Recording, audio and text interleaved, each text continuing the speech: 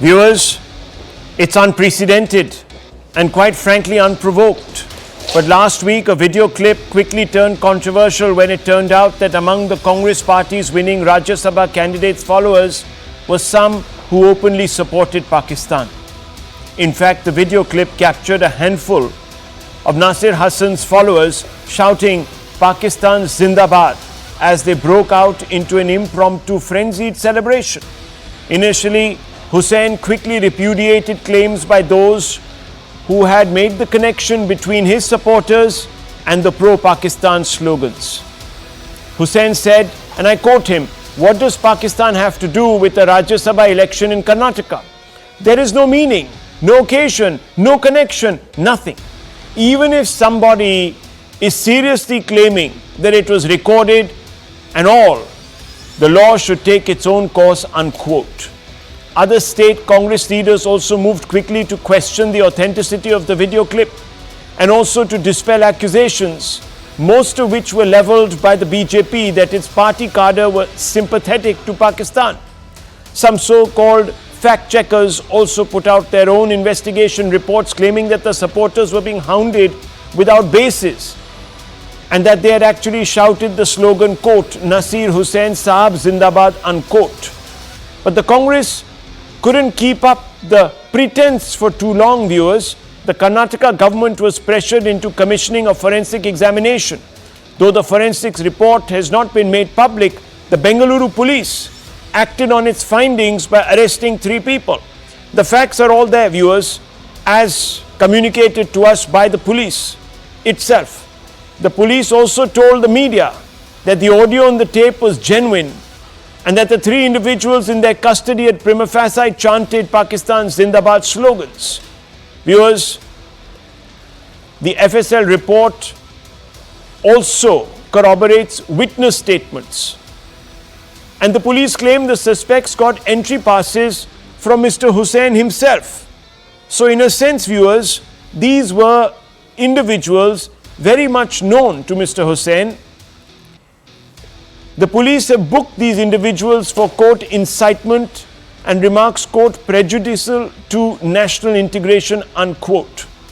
BJP submitted slogan video to its own forensics laboratory, and even that private laboratory suggests that the videos were not doctored, and the private lab report states the high probability of Pakistan Zindabad having been shouted. Now viewers, we've had to bring out to you the facts that have been put out in the public domain by the police because none of us have a physical copy of the FSL report which hasn't been made public as yet. Perhaps it will become a matter of public record once, viewers, the state moves to seek custody of these individuals when they're produced before a court of law, and that will be produced as evidence. But the arrests have refocused attention on the Congress party's initial reluctance to accept the authenticity of the tapes or eyewitness accounts. As I read out to you, viewers, Naseer Hussain, the Congress MP, came out and said initially that no pro-Pakistan slogans were chanted and that the BJP is spreading lies and misleading the public. The Karnataka Home Minister also initially said the BJP can't question the patriotism of the Congress. The Congress fought for independence, not the BJP, suggesting that the BJP and others, including members in the media, were part of some plan to besmirch the reputation of the Congress party and its government in Karnataka. Priyank Kharge, Karnataka minister, said BJP floating political reports to malign the image of the state government. Congress national spokesperson Supriya Srinath said action must be taken against the BJP for spreading fake news. Of course, it now turns out that some of the accused pro-Pak sloganeers may have active links or even responsibilities in the Congress party, viewers. Accused number 1, Muhammad Shafi Nashipuri, has been, of course, photographed meeting the Congress MP Naseer Hussain, who was elected and was, of course, part of that entire grouping of party supporters and was also vouched for by Mr. Naseer and therefore given a pass to enter the Vidhana Soudha precinct. His photos are also, viewers, with Chief Minister Siddaramaiah. Now we know that people don't get access in controlled environments like party headquarters, etc., or even government corridors to the Chief Minister unless they are known either to the Chief Minister or to his staff. This individual has also, of course, been photographed with Karnataka Deputy Chief Minister D.K. Shivakumar. The other accused, the second out of the three, Iltaz. Viewers, he is in fact a member of the Youth Congress in New Delhi, in the Chandni Chowk area constituency. Here he is seen shaking hands with Rahul Gandhi. The BJP has seized the moment to accuse the Congress of conspiring to shield pro-Pakistan elements in its ranks. It has also accused the Congress of going soft on the accused because of vote bank considerations. Appeasement, the BJP says, has become almost the Congress's default setting. The Congress has, of course, slammed the BJP for trying to whip up sentiments around the issue, saying that, look, we were waiting for the forensic report. It has come out. We've taken due action and no one will be spared. But despite putting up a spirited defense of its own image, the Congress will be acutely aware that this isn't the first time its leaders have courted controversy by seemingly championing Pakistan's cause. Mani Shankar Iyer, Congress leader, said Pakistani people are India's biggest assets. Navjot Singh Sidhu, Congress leader, and at that time, a very important player in the Congress scheme of things, lauded Pakistan's Chief of Army Staff, General Bajwa, who said Bajwa's dream is to make peace with India. Saifuddin Soz, Congress leader, says Musharraf is right. That is, of course, Pakistan's erstwhile dictator and president. That Kashmiris don't want to merge, they want Azadi.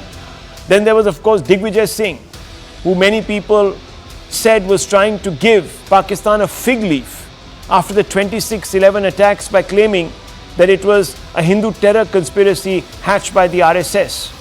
The Congress, on the back of this turn of events in Karnataka, has a lot to explain. Why, for instance, did its candidate and senior leader Naseer Hussain not stop the cadre from chanting pro-Pakistan slogans? Why didn't Hussain identify and name his allegedly pro-Pakistan supporters when questions were asked? Why hasn't the Congress shot off a show cause notice to its RS MP-elect? Why did it accuse the opposition and media of being biased when they collectively pointed out that the pro-Pakistan slogans were actually raised and there was footage on many cameras that captured this? And last but not least, can it explain the links between these accused who have sympathies for Pakistan and the Congress top brass? Some of these questions will be put out tonight, viewers, to our panel. Let's go straight across to Mr. Kamru Chaudhary, who is, of course, a member of the Congress, backs also, of course, the central leadership. Mr. Chaudhary, thank you for speaking to us. Some of those questions being put to you, are the links to Congress's top brass and some of these individuals purely coincidental? Rahul, by going by whatever you have said just now and going by the logic which you have put out across the national television tonight, may I ask one simple question? On 13th of December 2023, when the parliament was attacked by 6 people, Sagar Sharma, Manoranjan, Neelam Devi, Amol Shinde, Lalit Jha and Vicky Sharma, who issued them the parliamentary passes to them? It was the member of parliament from the Bharatiya Janata Party, Mr. Pratap Sinha from Mysuru. Did the Congress party ask for investigation into that? We asked. Was it done? No. There were no links to Pratap Sinha. That is for any layman to understand that Pratap Sinha was not involved in such a drastic act towards our parliament. In this case also, there are thousands of people coming and visiting our leaders. On a daily basis, somebody will be seen photographed with Rahul Gandhi and another day with maybe Naseer Hussain Saab also. But does that link that somebody who is raising pro-Pakistan slogans necessarily have to be supported by the Congress party? Never. This is ridiculous to even get into that logic that somebody from the Congress party or a Congress supporter would be chanting Pakistan slogan at the behest, because the way the narrative that you are trying to build out here is that the Pakistan slogans are being raised because of the Congress leaders and his party. Wrong. If same yardstick, Pratap Sinha is as well guilty of terrorizing the nation, attacking the highest legislature of the country. That way, Pratap Sinha should have been behind bars in the first instance. And listen, Rahul, the Bharatiya Janata Party has got no business to give bhashan to the Congress party in the sense they have got terror accused like Pragya Thakur in the parliament, who is still an accused, not yet released, still from all the charges. There are hundreds of instances wherein Ram Madhav, Hemanta Biswa Sharma were even cited to be hobnobbing with a cookie terrorist during the Manipur elections. Now, do I say that that Hemanta Biswa Sharma is a terrorist, is an anti-national, or Ram Madhav is so? No, the logic belies any type of discussions further on this topic, because Congress government in Karnataka has completed a very interesting investigation into this incident, arrested the accused, and let's have faith on the law. It will take its own course. Okay, let's get the BJP national spokesperson Tuin Sinha to respond to you. Mr. Sinha, respond to the Congress voice here. Well, good evening. Yeah, good evening, Rahul. Good evening, everybody. You know, the Congress can draw all sorts of unrelated equivalents over here, but there are three simple questions. Number one, were pro-Pakistan slogans raised to celebrate Naseer Hussain's victory in the Rajya Sabha elections? Now, FSL Forensic Science Laboratory report confirms that, it corroborates that. Number two, was it raised by a was it raised by a Congress worker? Again, you have evidence to show Muhammad, whatever his name is, definitely he was a Congress worker. Was he close to the Congress leadership? Well, there are a lot of pictures which show that he has been walking not only with Rahul Gandhi but also with DK Shiv Kumar throughout the Bharat Jodo Yatra. Now, these three simple questions give rise to two larger questions. Why does the Congress party remain besotted with Pakistan when Pakistan itself has been reduced to a non-entity in the last 10 years? Just 2 days ago, Rahul Gandhi peddled a fake data where he says that again, he compared Pakistan to India and said that the unemployment rate in Pakistan is half of that of India. Why do they need to drag in? What explains this murky and morbid infatuation with Pakistan? That's point number one.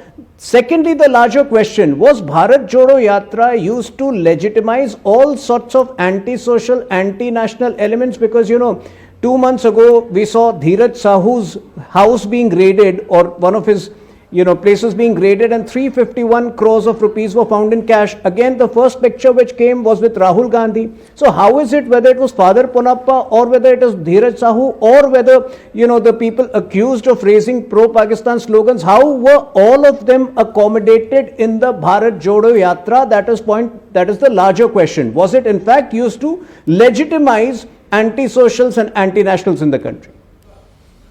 Okay, let's open this up for 1 second. Let's open this up. Let's get everyone's opening thoughts on this. I want to bring in a senior fellow of IPCS as well as ICACA professor from Bengaluru, Chandan Gowda. Abhijit Iyer Mitra, what do you make of this? There are certain questions that are being asked. Why, for example, did Mr. Hussain reflexively reject out of hand that any slogans were raised when clearly he was right there amidst those people who were chanting them? Why would he have done so? Look, I don't blame Mr. Hussain for it. You see, he must be under enormous stress having to prove his patriotism after this thing happened. And I guess when you're scared, you tend to lie like that. He was clearly within audible range of what had happened. He clearly knew what was happening. What was interesting, though, was the rest of the Congress people saying that it did not happen. Saifuddin Soz, whose wonderful comments about, Kashmir, that every Kashmiri actually wants to secede. His son Salman Soz used some extraordinarily abusive language against the IT Minister Rajiv Chandrasekhar, saying, why do all our slogans sound anti-national to you? Now, first of all, remember the fellow isn't even Karnataka. He wants to be part of Pakistan. And this is a man whose father has said they want to be part of Pakistan. What is he doing in the Congress party? I completely get Kamru's point. Of course, now Kamru's done a U-turn. You go back to the same debates, Rahul, if you remember, Kamru was in the same debate with me when Pratap Simha let those people into parliament. I am saying the same thing then that I'm saying now, that Pratap Simha is innocent and Mr. Hussain here is innocent. But I want to know what is this 180-degree flip that Kamru has now performed, because in that day he was screeching and yelling from every rooftop that the Pratap Simha should be expelled and should be investigated and thrown in jail. Right? But you leave that aside. Let us come to why is it that the Congress, which used to be the absolute big umbrella of nationalist forces in this country, has now become a breeding ground for Islamic jihadist fundamentalism in this country. Why is it that Congress workers now feel they need to go around claiming Pakistan Zindabad and things like that? This is a very deep malaise within the party. You have the, the fellow is technically nobody in the party. He's not even the party president. But one of their leaders, alleged leaders called Rahul Gandhi, who goes around saying India isn't even a country, it's a union of states and whatnot, further undermining this country. You see, this is beginning to be a pattern. We are seeing this pattern in the DMK where Udayanidhi Stalin wants to crush Sanatan Dharma, and then his minister says all kinds of nonsense. No, so and what here are you putting it to? The Union of States and all his minions start saying what? Pakistan Zindabad. Okay, so what are you putting this alleged malaise to? What are you putting it to? Very quickly, what reason are you attributing to it? This alleged malaise. This malaise is basically of a party that has lost power, that sees no chance of coming into power, and they will destroy anything and everything, including the country, to whatever chance they can to get back into power. Okay. They'll do. It is the desperation of a cornered rat. Okay, is that what it is? Well, viewers, of course, that particular comment we will bring back onto the table to discuss. But Professor Chandan Gowda, there are questions being asked today. One, of course, was as I began by asking Mr. Iyer Mitra, the reflexive denial that the party went into. Now we are being told that there is general unhappiness at the FSL report and the police action. So the obvious question would be, why would they have gone to the extent of denying something like this happened? One would have assumed that this Rajya Sabha candidate-elect would have spun around and told his supporters to pipe down, and when questions were asked would have named them, etc., and perhaps even given them up to the police so that they could have been booked under various charges. Whether it's right or wrong is a different matter. But why wasn't that done? Well, Rahul, if you think about the context, it's a moment of celebration and jubilation. He's been declared the Rajya Sabha member. He's bogged by lots of people. And now we know that someone did indeed raise a slogan. But at that point in time, it was unclear. And the Congress government, if you noticed, were very, very responsible. They sent footage from all TV cameras available, like 8 or 9 of TV channels, for the forensic lab. And they kept saying, if it's proved that someone has raised the slogan, we'll take strict action. Not until then. I think that is to proceed with extreme responsibility, because the last thing you want is to hold someone innocent guilty, right? Now that they've found it to be the case, they have arrested them. So, I don't think the Congress has been, non-serious at any point. And even for Naseer Hussain to say, well, actually heard that to be the case, it's irresponsible. How can he say it when it's not confirmed for real? That's one. The second thing, Rahul, it's surely inappropriate for someone to say something like that in an occasion like that. But you know that there's absolutely no gain for the Congress party or for the individual RSP member or even for that man, for that matter. So I would like to dig deeper and see what may have motivated this thing, even allowing for the possibility of a slip of the tongue. I might seem naive, but in these matters, things are complex. There was a BJP worker 2 years ago who said Pakistan Zindabad, and he said, well, I didn't know the meaning of Zindabad. I thought it was Murdabad, etc. So there is scope for all kinds of things, Rahul. At this point, we should surely see it as inappropriate, but we should want to know what really may have happened. Is he someone who's trying to bring him down? I mean, the MP. Who sent him to say that?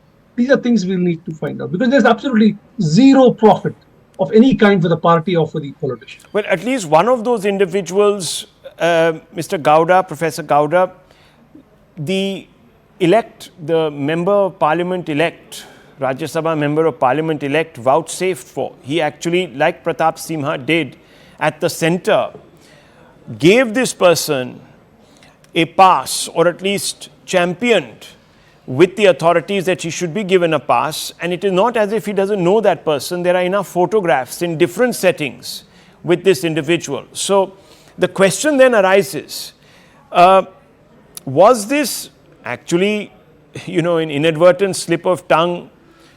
And could that have happened amongst three people and not just once but repeatedly? And then obviously, is there a degree here of a certain kind of pathos that has gripped the Congress, which is sort of, as Mr. Iyer seems to suggest, that look, they've given up on the election, so they've just said, let's take the whole thing down. Let's say whatever we want. No, I don't think they've given up on the elections, Rahul. Most certainly not.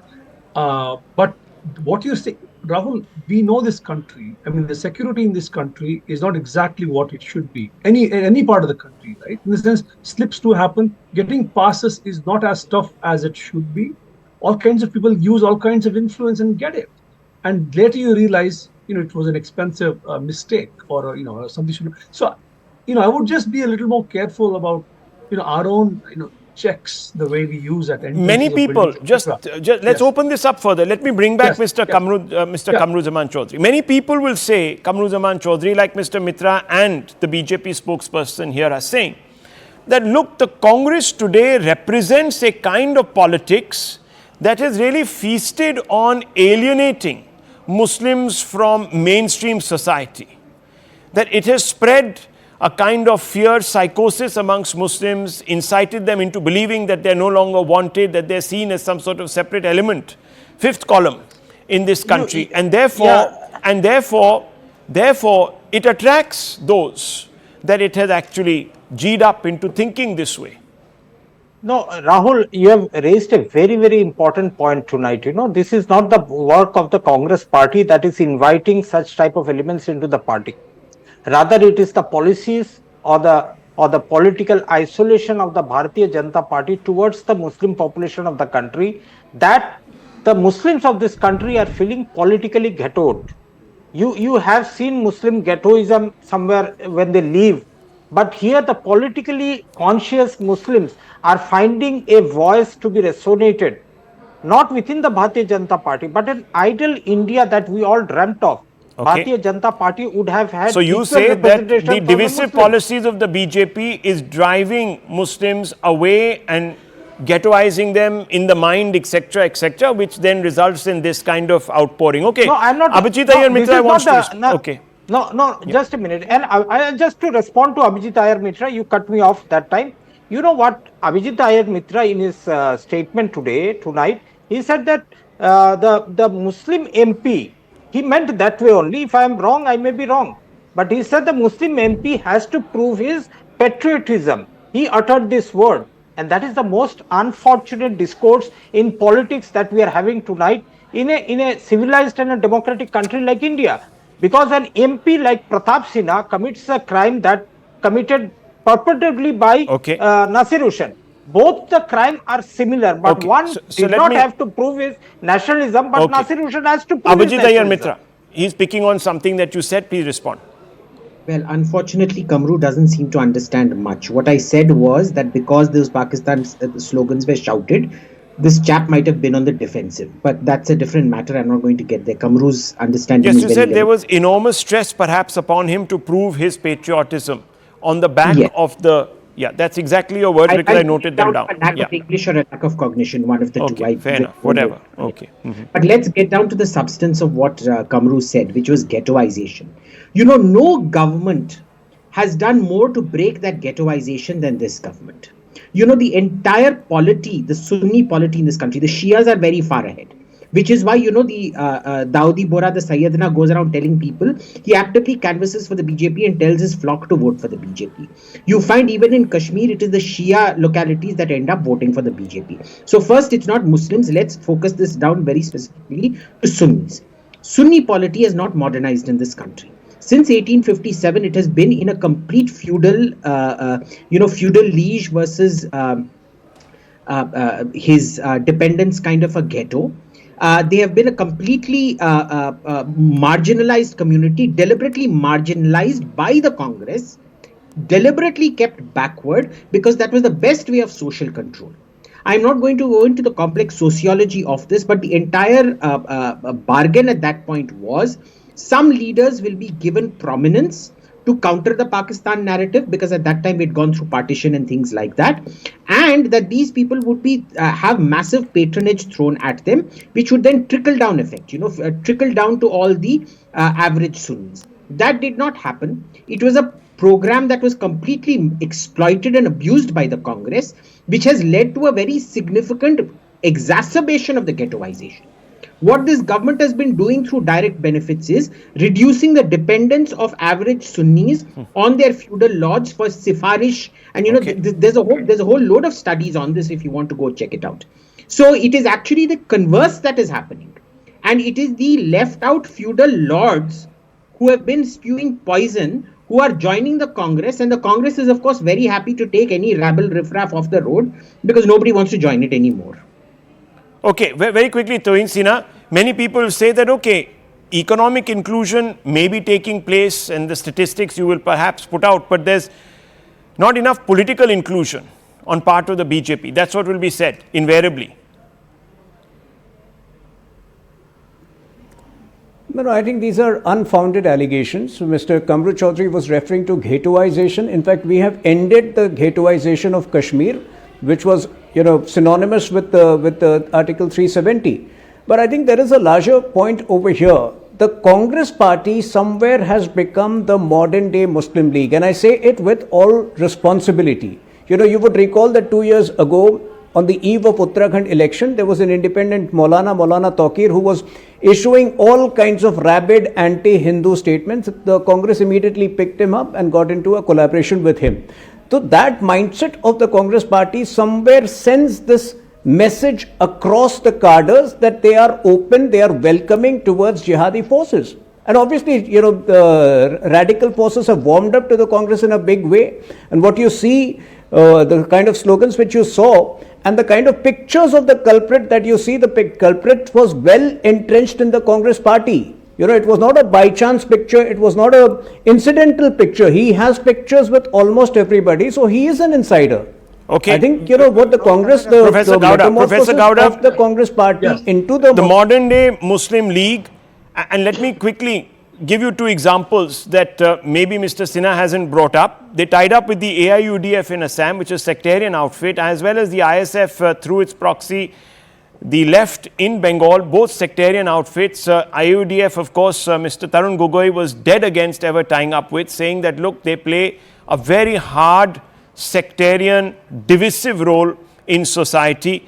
And they also, of course, entered several times into agreements with organizations like the PFI, which are banned, or at least the political wing of the PFI, the SDPI, etc. Even in Karnataka, there were reports earlier of them sharing the same offices, etc., etc. So, is that really the issue?